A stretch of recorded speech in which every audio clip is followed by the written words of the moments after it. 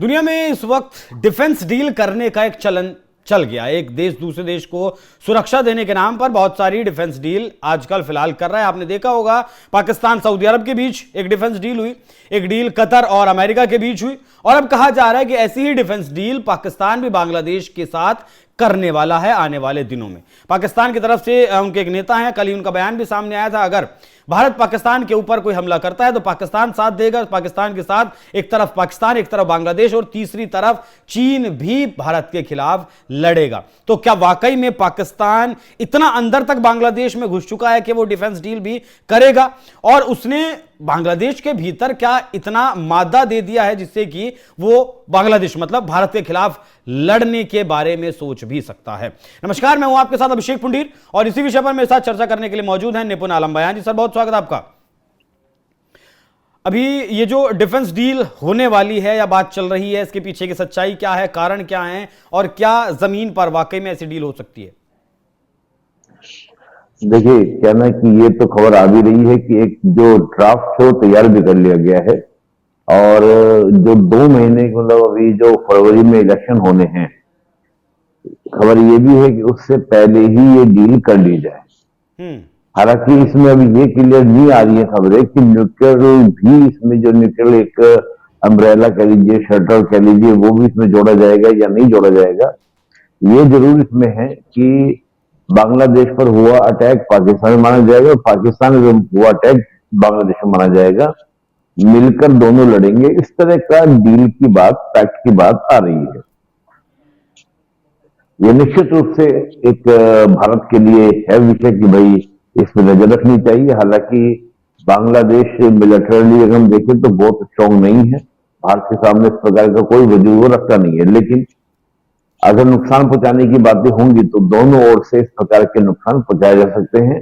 और जो बांग्लादेश की हम स्थिति देख रहे हैं लगातार, मैं बार बार इस बात को कह रहा हूं, देखिए किस देश के साथ तो बांग्लादेश डील करने वाला है, ये बड़ी बात है।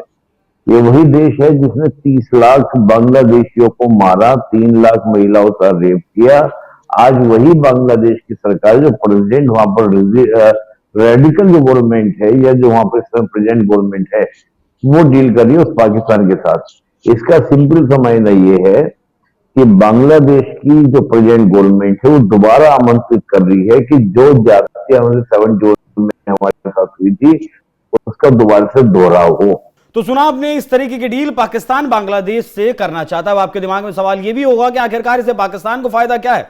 पाकिस्तान को फायदा यह है कि पाकिस्तान भी सीधा भारत के साथ टक्कर नहीं ले सकता, भारत के साथ कोई युद्ध नहीं लड़ सकता। जितने भी युद्ध वो लड़ा है उसमें वो हारा है, इसीलिए आतंकवाद का रास्ता वो अपनाता है, प्रॉक्सीज इन आतंकवादियों को पनाह देता है और भारत में हमले करवाता है, जिस तरीके से पहलगाम का हमला पाकिस्तान के द्वारा करवाया गया।